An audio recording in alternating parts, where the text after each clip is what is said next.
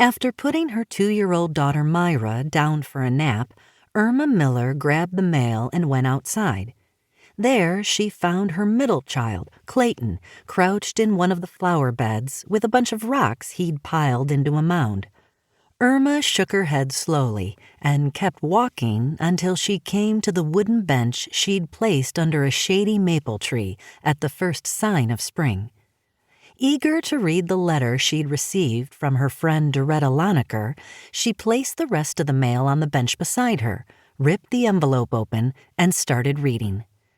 Dear Irma, I hope this note finds you well and enjoying some lovely spring weather. It's been beautiful here in Grable, and I love spending time in the yard. The feeders are full, and there are birds aplenty. Yesterday, I spotted 2 eastern bluebirds eating at one of the feeders. Although they're fairly common here in Indiana, I always enjoy seeing the beautiful blue feathers that cover most of their little bodies. The cardinals are out too, and I love the remarkably vibrant red color of the males and the red crests above their heads. Remember how you, Eleanor, and I used to play at Riverside Park? You two used to tease me because I was always pointing out pretty or unusual birds. I'm still doing that as an adult, telling anyone who'll listen.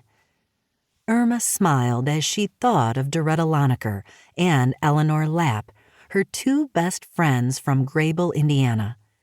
They had attended the Cedar Creek Amish school together until Irma was 7 and her loving father had died in an accident. Within a year, her mother had married Homer Schmucker, and he'd moved the family to Ignatius, Montana. Things were never the same for Irma. Homer constantly criticized her and treated her as an outsider compared to his 4 flesh-and-blood children. She frowned, dismissing her bad memories and focusing on her friend's letter again. Things are going well here at the Nutrition Center, and I still enjoy working there with Warren. Even so, I won't be there once the baby comes. Yes, you read that right. Warren and I are expecting our first child, and he or she is due in 6 months. Of course, as you might guess, we're both very excited about becoming parents. Enough about me, though. How are things in Ohio with you and your family? I imagine the children are growing and keeping you busy. It was wonderful to see you at our wedding last year, and we enjoyed getting to meet Laverne and the children. Maybe you can come here for another visit soon, and we'd like to visit you in Ohio sometime too. Well, it's getting late, and I must close for now and get ready for bed. Take care, friend. I hope to hear from you soon. Your friend for life, Doretta. Irma set the letter aside and sighed. Although happy for Doretta, she was glad she herself wasn't expecting a baby. She had her hands full enough with 3 active children to care for and couldn't imagine having another child added to the family. Yeah, she mumbled, better her than me. If I had another little one to raise, I think I'd go crazy. I can barely keep up with the kinner I have now, let alone manage the care of a new baby. Although Irma loved her children, they sometimes tried her patience.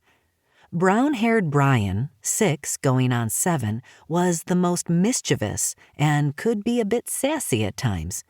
Clayton, with his jet brown hair, was full of energy at the age of 4 and often brought the rocks he collected into the house.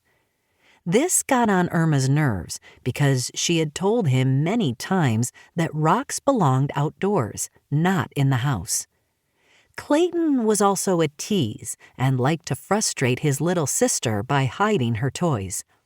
Myra, with her pretty blonde hair, was a daddy's girl and often whined when he was gone from home too often or for any length of time. Irma couldn't blame her little girl for that. She also missed Laverne when he was away from home, due to some event where his services as an auctioneer were required. Sometimes when her husband had to travel, it meant him being away for a night or two, which left Irma alone with all the responsibilities,